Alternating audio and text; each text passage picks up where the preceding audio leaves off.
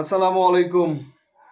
পৃথিবীটা যে মানে এখনো আল্লাহ দুনিয়ার উপর থেকে অনেক কিছু দেখাচ্ছে, তার বড় প্রমাণ লস অ্যাঞ্জেলসে যেভাবে দাবানল পোড়ায় দিচ্ছে, একর পর একর, শতকের পর শতক, মানে মানে এক একটা যেভাবে এক একটা বাড়িঘর মানে ধসে যাচ্ছে। কার কেমন লাগতেছে জানি না, কিন্তু সাধারণ মানুষ মরতেছে। কষ্ট লাগতেছে না? লাগতেছে। আমাদের না লাগুক, ওইখানকার লোকজনের লাগতেছে না? লাগতেছে। কারণ তাদের বাবা মা ভাই বোন আত্মীয় স্বজনের ঘর বাড়ি ছাড়া হচ্ছে। ঠিক এই যুদ্ধ লাগলে বা এই ধরনের ঘটনা ঘটলে সাধারণ মানুষরা সাফারার হয়, সাধারণ মানুষরা এগুলা ভোগ করে। এই যে গাজা ফিলিস্তিনি শিশুদের যেভাবে নির্মম নিষ্ঠুরভাবে মারতেছে ইসরায়েলের নেতৃত্বে, এবং ইসরায়েলকে কারা ইন্ধন দেয়?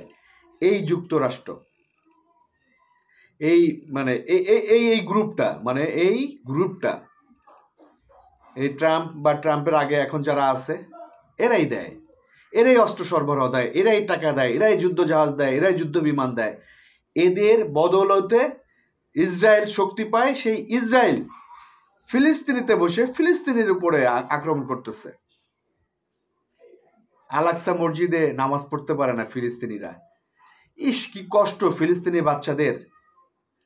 আমরা তো ফিলিস্তিনিতে যাই নাই, দেখি ইন্টারনেটে যে কি পরিমাণ নির্মম নির্মম নির্মম নির্মম নিষ্ঠুর নির্যাতন চালাচ্ছে ইসরায়েলিরা। আজকে ঠিক ওই যে, আরে ওই প্রেসিডেন্টের নামই তো ভুলে গেলাম, ট্রাম্পের এখন যে আছে ভুলে গেলাম, উনি বা ট্রাম্প একটা বক্তব্য দিছে যে যেদিন মানে আগুন জ্বলবে মধ্যপ্রাচ্যে, জ্বলতে থাকবে, মানে সে বক্তব্য দেওয়ার সাথে সাথে এই লস অ্যাঞ্জেলসে আগুনটা মানে দাবানলটা ছড়ায় পড়ছে। এবং খুব মজার কাহিনী হলো, মজার এবং ভয়াবহ কাহিনী হলো, এখানে অনেক বলিউডের বড় বড়, হ্যাঁ, হলিউডের অনেক বড় বড় সুপারস্টারদের বাড়ি, প্যারিস হিলটন সহ এদের বাড়িটারি সব পুড়ে গেছে। মানে নিভানোর কোনো অপশন নাই। গজব ভাই, গজব। ওরা টাকা দিয়ে আগুন জ্বালাইতেছে ফিলিস্তিনিতে, আর আল্লাহর তরফ থেকে এখানে হচ্ছে গজব নাজিল হয়েছে, মানে টাকা ছাড়া আগুন জ্বলতেছে।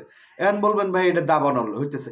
ভাই, বিপদ আপদ আল্লাহ দিয়ে শিক্ষা দেয়। আপনার ঘরের সামনে একটা ল্যাংড়া বা নোলা বা আহত বা সমস্যাগ্রস্ত লোকজন আল্লাহ আপনাকে দেখায়, এটা মানে আপনাকে দেখায় আপনাকে ভালো করার জন্য। প্রত্যেকটা জিনিস আল্লাহ সৃষ্টি করে, এগুলা হচ্ছে কাউকে না কাউকে দেখানোর জন্য।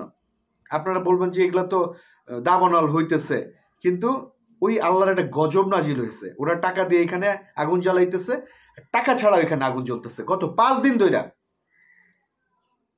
আগুন জ্বলতেছে, মানে লাভা ছড়াইতেছে, এবং কয়েক কিলোমিটারে ওই যে বিভিন্ন ঘাস পাতা এগুলো পুড়া, ঘর বাড়ির পুড়া টুড়া এগুলোর হচ্ছে সালবাকল যে পড়তেছে।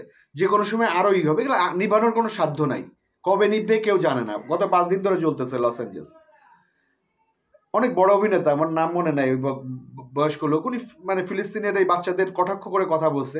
ওনার বাড়িঘরও চলে গেছে। ওনারা ফিলিস্তিনের বাচ্চাদের বাড়িঘর হারা করছে, আল্লাহ ওনাদের বাড়িঘর হারা করছে। আমার পেজে, ফেসবুকে, ইউটিউবে আমি একটা ভিডিও পোস্ট করছি, দেখেন কয়েক সেকেন্ডের।